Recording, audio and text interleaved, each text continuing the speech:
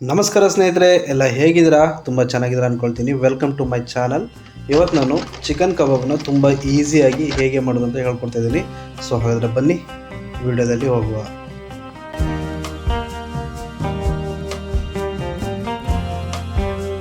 Chicken ಕಬಾಬ್ ಮಾಡಲಿಕ್ಕೆ ಮೊದಲು ಮಸಾಲೆ ರೆಡಿ ಮಾಡ್ಕೊಳ್ಳುವ.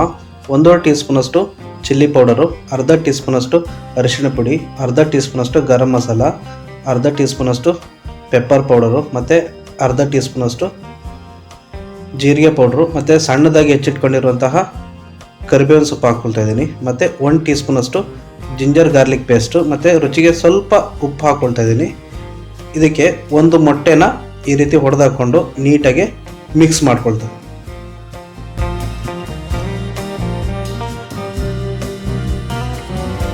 ಮಸಾಲೆ ಮಿಕ್ಸ್ ಆಗಿದೆ. ಈಗ ನಾನೊಂದು 400 ಗ್ರಾಮಷ್ಟು ಚಿಕನನ್ನು ಹಾಕ್ಕೊಳ್ತಾ ಇದ್ದೀನಿ. ಇದನ್ನು ಹಾಕ್ಬಿಟ್ಟು ನೋಡಿ, ಈ ರೀತಿ ನೀಟಾಗಿ ಮ್ಯಾರಿನೇಷನ್ ಮಾಡಬೇಕು. ನೀಟಾಗಿ ಮಸಾಲ ಚಿಕನಲ್ಲಿ ಹಿಡ್ಕೊಳ್ಬೇಕು. ಆ ರೀತಿ ಮ್ಯಾರಿನೇಷನ್ ಮಾಡಿದ ನಂತರ ಅದಕ್ಕೆ ಅರ್ಧ ಕಪ್ ಆಗುವಷ್ಟಂತೂ ಕಾರ್ನ್ ಫ್ಲೋರ್ ಹಾಕ್ಕೊಳ್ತಾ ಇದ್ದೀನಿ. ಕಾರ್ನ್ ಫ್ಲೋರ್ ಇಲ್ಲ ಅಂದರೆ ಮೈದಾನಾದರೂ ಹಾಕ್ಕೊಳ್ಬೋದು. ಇದು ಹಾಕ್ಕೊಂಡು ನೀಟಾಗಿ ಮಿಕ್ಸ್ ಮಾಡಬೇಕು.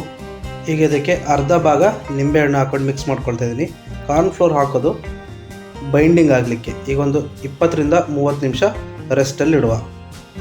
ಅರ್ಧ ಗಂಟೆ ಮ್ಯಾರಿನೇಟಿಗೆ ಚಿಕನಿಗೆ ಇಟ್ಟಿದ್ವಿ. ಈಗ ಎಣ್ಣೆ ಹಾಕ್ಕೊಂಡು ಎಣ್ಣೆ ಕಾದ ನಂತರ ಮ್ಯಾರಿನೇಟ್ ಆಗಿರೋ ಚಿಕನನ್ನು ಒಂದೊಂದೇ ಈ ರೀತಿ ಡ್ರಾಪ್ ಮಾಡ್ತಾ ಬರಬೇಕು.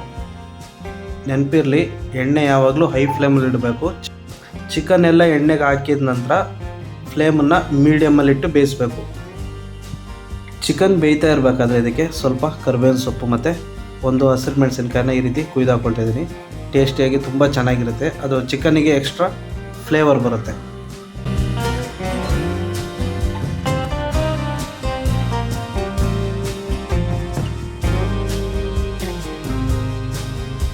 ಚಿಕನ್ನು ನೀಟಾಗಿ ಬೆಂದಿದೆ. ಇದನ್ನು ಒಂದು ತಟ್ಟೆಗೆ ತೆಗೆದಿಟ್ಕೊಳ್ಳುವ. ಇದೇ ರೀತಿ ಉಳಿದಿರೋ ಚಿಕನನ್ನು ನೀಟಾಗಿ ಬೇಯಿಸ್ಕೊಳ್ಬೇಕು.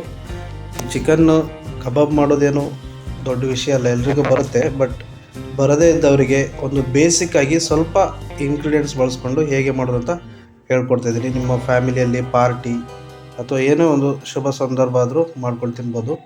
ಗೈಸ್, ಈ ರೆಸಿಪಿ ನಿಮಗೆ ಇಷ್ಟ ಆಗಿದೆ ಅಂತ ಭಾವಿಸ್ತೀನಿ. ಇಷ್ಟ ಆಗಿದರೆ ಲೈಕ್ ಮಾಡಿ, ಶೇರ್ ಮಾಡಿ, ಮತ್ತು ಚಾನಲ್ನ ತಪ್ಪದೇ ಸಬ್ಸ್ಕ್ರೈಬ್ ಮಾಡಿ.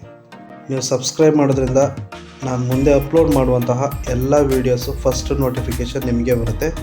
ಸೊ ಇದೇ ರೀತಿ ಮುಂದಿನ ವೀಡಿಯೋದಲ್ಲಿ ಇನ್ನೊಂದು ರೆಸಿಪಿ ಜೊತೆ ನಿಮ್ಮನ್ನು ಭೇಟಿ ಆಗ್ತೀನಿ. ಅಲ್ಲಿವರೆಗೂ ಟೇಕ್ ಕೇರ್.